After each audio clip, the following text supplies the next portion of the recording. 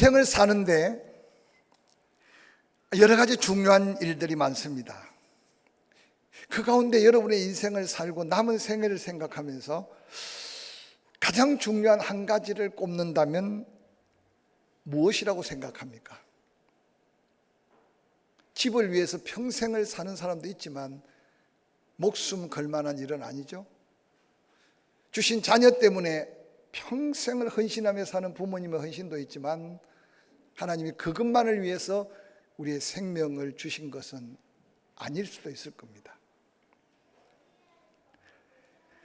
아마 일생을 걸고 가장 중요한 한 가지를 꼽는다면 그것은 하나님이 나를 보내시고 일생 건강과 믿음 안에 은혜 주시고 마지막 죽음까지 책임지시고 천국까지 예비하신 목적을 한마디로 말하면 하나님이 보내신 하나님의 뜻, 사명이라고 말할 수 있을 겁니다. 사명이란 무엇을 위하여 나의 전생애를 불태울 만한 가치 있는 일인가, 그걸 생각하게 만드는 게 사명입니다. 그래서 기독교를 가르쳐 예수 그리스도 안에서 구원받은 성도로서 무엇을 위하여 살 것인가의 질문으로부터 시작되는 믿음의 역사가 기독교의 역사다. 그래서 사도 바울이 복음을 전하면서 자기가 다메섹 도상에서 예수 만난 사실을 전도할 때 사울아 사울아 네가 왜 나를 이렇게 핍박하고 박해하느냐, 당신은 누굽니까? 네가 박해하는 예수다. 그때 다윗의 입술에서 고백한 게 내가 무엇을 하기를 원합니까? 라고 물었던 고백을 통해 사명을 잃어버리고 사는 수많은 영혼들에게 복음을 전하며 전도했던 고백입니다. 예수 그리스도 안에서 구원받고 은혜 입은 성도가 무엇을 위해 살 것인가 라고 하는 것을 간추려서 신학적인 용어로는 미션, 소명이라고 하고 콜링, 부르심이라고 말하고 있습니다. 여호와 하나님께서 왜 나를 부르셨느냐라는 질문 앞에 자기 스스로 믿음으로 명확한 자기 고백이 있는 자는 사명에 붙들려 사는 복된 인생의 삶을 사는 자입니다. 그러면 어떻게 하면 이 소명, 이 사명을 깨달을 수 있을까요? 구약 성경을 펼쳐가면 위대한 하나님의 사람들이 줄줄이 등장합니다. 근데 대부분 태어남에서도 구별된 사람도 있지만 그들의 일상에 젖어 있을 때 하나님의 필요함에 의해서 하나님이 다양한 모습으로 나타나서 그들을 부르시는 것을 볼 수 있습니다. 그런데 부름받는 그들의 삶에서 살펴볼 때는 한결같이 시대 앞에 자신의 삶 앞에 하나님의 역사를 궁금해서 묻고 있거나 문제 앞에서 하나님께 기도하고 있을 때 하나님은 종종 그들에게 당신의 뜻을 보여주고 그 뜻을 이루어갈 용기, 믿음, 은혜를 베풀어서 사명자로 세워가는 것을 볼 수 있습니다.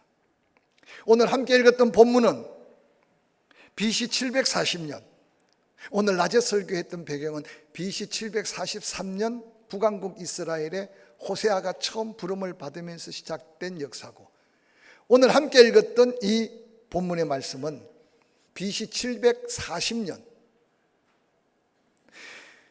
남왕국 유다의 제10대 왕 우시야 왕이 52년이라고 하는 긴 세월 사명을 끝나고 말년에 문둥병에 걸려 죽게 됩니다. 우시야 왕이 죽던 해라고 기록하는 이 상황은 말이 52년이지 장기간 하나님의 은혜 속에 평안을 누렸던 이스라엘 남왕국 유다 백성들에게는 엄청난 충격과 엄청난 위기의 때라고 생각하면 좋을 겁니다. 북왕국의 이스라엘을 멸망시킬 아수르는 호시탐탐 끊임없이 북왕국 이스라엘 변방을 침략하면서 전쟁을 일삼습니다. 남왕국 유다, 그들이 그렇게도 하나님 중심으로 믿음으로 섬겼던 우시야 왕이 죽는다는 것은 아마 남왕국 유다 백성들에게는 큰 위기를 맞이했을 때입니다. 그 노래 한 사람 이사야라고 하는 사람이 주의 성전에서 왕이 죽고 북쪽의 아수르는 계속 남하 정책을 펼쳐서 전쟁의 위험 속에 있는 그 민족을 바라보며 기도하고 있는 한 사람이 이사야였습니다. 그가 기도할 때 하늘 문이 환하게 열리더니 하늘의 영광의 모습이 그 눈에 비치기 시작합니다. 천사들이 날개짓을 하는데 두 날개는 얼굴을 가리고 두 날개는 발을 가리고 그리고 두 날개로 날면서 하늘의 음성이 들려오기 시작합니다. 이 영광스러운 하나님의 영광을 바라봤던 이사야는 구약에 내려온 전통에 보면 하나님을 직접 보고 살아남은 사람이 없을 정도로 하나님은 두렵고 떨림으로 역사하신 하나님입니다. 그 하나님의 역사하심이 얼마나 강력했던지 성경 물지방이 흔들리고 성전에 거듭한 하나님의 영광을 경험하게 됩니다. 그때 그 영광을 바라봤던 이사야는 본문 이사야 6장 6절 7절에 이렇게 말합니다. 화로다 나는 망하게 되었도다 라는 말인데 나는 죽게 되었도다 라는 뜻입니다. 나는 입술이 부정한 사람이요 나는 입술이 부정한 백성 중에 거주하면서 만군의 여호와이신 왕을 배웠다 라고 고백하고 있습니다. 그 누가 이사야로 하여금 회개해라, 그 누가 이사야로 하여금 너의 지난날 부정한 백성의 그 악함을 통회하라고 말한 적이 하나도 없습니다. 하나님의 그 영광스러운 현현 하나님 임재 앞에 이사야는 자기도 모르게 고백되어지는 첫 번째 고백이 나는 입술이 부정한 사람이고 나는 입술이 부정한 백성 중에 거주하면서 만군의 여호와이신 왕을 배웠다고 회개하고 있습니다. 오늘 이사야가 하나님께 부름받은 이 모습 속에 나라와 민족의 위기 또한 그가 맡은 사명 때문에 성전에서 묵묵히 기도하고 있을 때 입마신 하나님 앞에 그가 처음으로 고백한 것은 자기의 부족함을 회개하며 고백하는 그 모습, 자신의 부족함뿐만 아니라 이 나라 이 민족이 하나님 앞에 부족함을 깨달아가며 통회하고 있는 이 모습은 하나님이 특별히 이사야를 부르시고 세우심에 하나님이 기대하는 첫 번째 모습인 것을 발견하게 됩니다. 오늘 아마 기도를 하고 성경 봉독을 하고 특송을 하고 처음 직분을 맡은 일꾼들 때로는 밤을 새워가면서 기도문을 또 쓰고 지우고 읽고 또 쓰고 지우고 읽고 성경 봉독하는 게 글자 하나가 띄어쓰기 잘못해서 읽으면 어떤 때는 뜻도 이상해지는데 아마 또 읽어보고 또 읽어보고 그렇게 말씀을 읽고 특송하고 예배했을 겁니다. 조심스럽지만 평생 그 같은 믿음과 사모함을 갖고 섬긴다면 반드시 감당할 사명과 능력을 덧입혀 주셔서 하나님 앞에 소중한 일꾼으로 쓰임받게 될 줄로 확실히 믿습니다. 간증할 게 떠올랐는데 오늘 좀 일찍 끝내야 되기 때문에 간증을 못할 것 같아요. 하나님의 부르심 앞에 저는 처음부터 순종하지 못했습니다. 제가 찾는 하나님의 뜻과 하나님이 저를 부르심에 대해서 상식도 지식도 그 뜻도 몰랐어요. 그래서 신학교를 갈 수 있도록 미국에서 4년 장학금이 다 왔는데도 제 스스로 확신이 없어서 저는 그래도 하나님 앞에 믿음의 열정과 양심이 있어서 하나님, 신학교는 갈 수 없지만 음대 가서 평생 성가대 지휘하면서 백발이 성성하도록, 그래서 제가 고백하기를 성가대 지휘하다가 쓰러져 죽는 게 내게 작은 소망입니다. 근데 하나님이 그 소원을 들어주지 않았어요. 3년 직장을 다니다가 1년 재수를 하고 그리고 군을 마치고 다른 사람보다 6년 늦게 신학교를 가기 위해 가방을 챙겨놨는데 어느 날 자고 일어나니까 제 입이 털어져 있는 거예요. 와사풍이라고 하죠. 요즘은 치료가 간단하지만 그 옛날은요, 그걸 치료할 수 있는 방법이 그리 많지 않았습니다. 신학교 문턱도 받기 전인데 얼마나 울었는지 몰라요. 치료를 받아도 회복이 안 돼요. 그러고는 마스크를 쓰고 신학교에 문턱을 밟았습니다.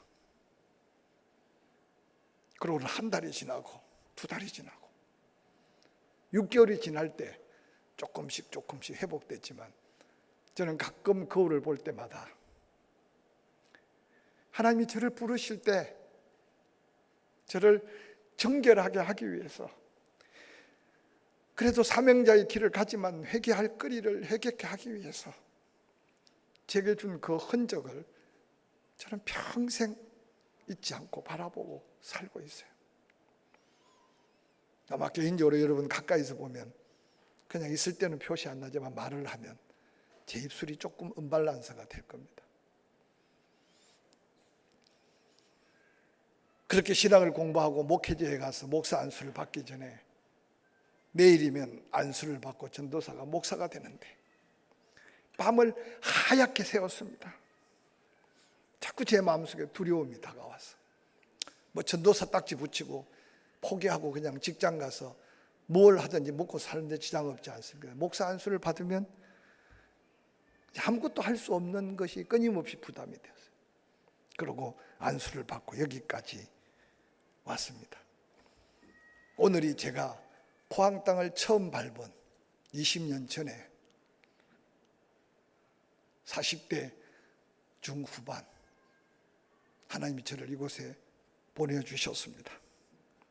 아직도 순간순간 하나님의 어떤 사명과 하나님 앞에 부르심에 대해서 또 하나님은 다시 치시고 고통 가운데 회개하게 하시고 돌이키시는 하나님이 저를 부르신 하나님, 사명자가 걸어가는 걸음 속에 크고 작던 사명의 크기에 걸맞는 하나님의 역사임을 저는 부인하지 않습니다.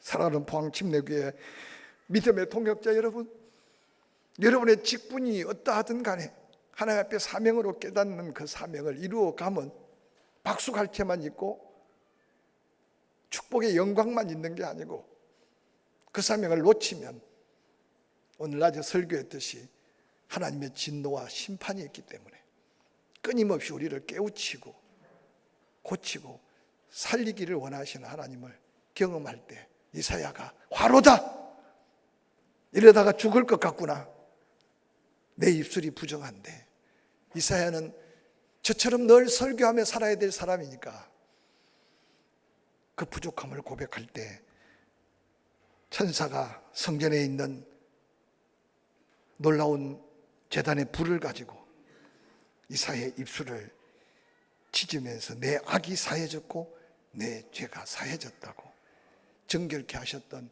하나님의 역사를 이사야를 통해 보여줍니다.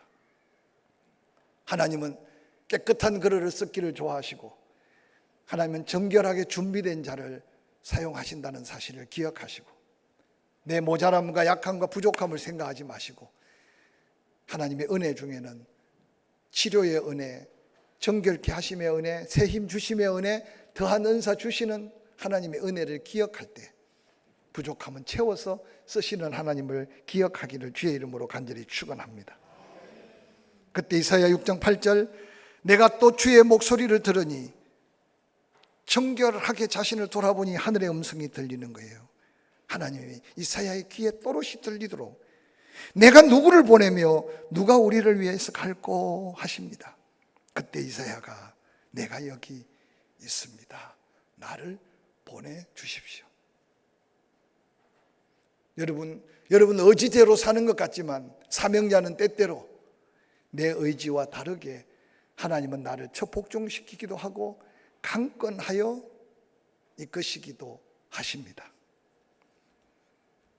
지금까지 지내온 게 하나님의 은혜라면 우리가 어떤 사명을 갖고 어떤 직분을 가졌든지 간에 오늘 주의 음성이 들렸던 이사야의 그 은혜가 포항침례교회 모든 동역자들의 심령에 들려오는 생생한 음성으로 함께 듣기를 주의 이름으로 간절히 축원합니다.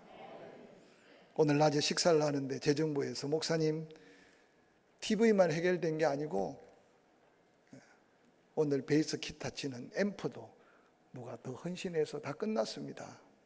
제가 마음속에 얼마나 감사하든지 제가 한마디 툭 던진 것 같지만 고민해보고, 또 이걸 못해서 마음에 짐이 되고, 또 하고 싶은데 물질이 없어서 또 마음에 부담될 수 있을까 봐 고민했는데 하나님의 은혜를 베풀어 주셨습니다.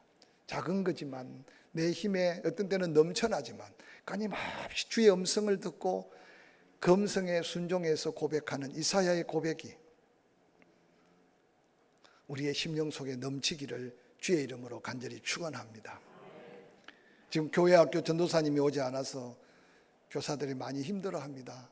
기도해 주시고, 어제 함께 격려하고 단합대회를 했지만 특별히 유치부도 중고등부도 청년에도 안정이 되어 가는데 초등부가 교사들이 부족해서 있는 교사들에게 짐이 더 무거워지고 있습니다. 나도 좀 적극적으로 도울 수 있는 일을 고민하고 사역자가 오기까지 공가를 준비해서 가르치려고 합니다. 생각 밖에 사람이 귀하고 하나님 왜 즉각 보내주시지 않는지는 모르겠지만 분명히 그 가운데 합력하여 선함이 있을 줄로 믿습니다. 초등부, 유치원, 유년부, 초등부 혹이라도 여러분 마음속에 교사를 위해 기도해 주시고 여러분이 거룩한 부담을 갖고 내 손자, 내 아이를 키우는 마음으로 섬길 수 있는 사람이 있기를 바랍니다. 오늘 이사야는 내가 누구를 보내며 누가 나를 위해 갈 거라고 그 음성을 듣자마자, 여러분 그 음성이 들린 것은 이사야에게만 들렸다는 사실을 기억하시기 바랍니다. 이사야는 그 음성을 듣자마자 자기를 부르심인 줄 알고 주여 내가 여기 있나이다, 나를 보내주십시오 라고 고백했습니다. 여러분이 들려오는 그 음성이 모두에게 들린다고 생각하지 마십시오. 나에게 오는 부담이 모두에게 부담이라고 생각하지 마십시오. 바로 사명자에게는 지금도 하나님께서는 성령으로 감동시키시고 주의 종의 입술을 통해 선포하시고 말씀을 통해 말씀하실 때 한번 따라합시다. 주여, 주여, 내가 여기 있습니다. 나를 보내주십시오. 기도하겠습니다. 고맙습니다.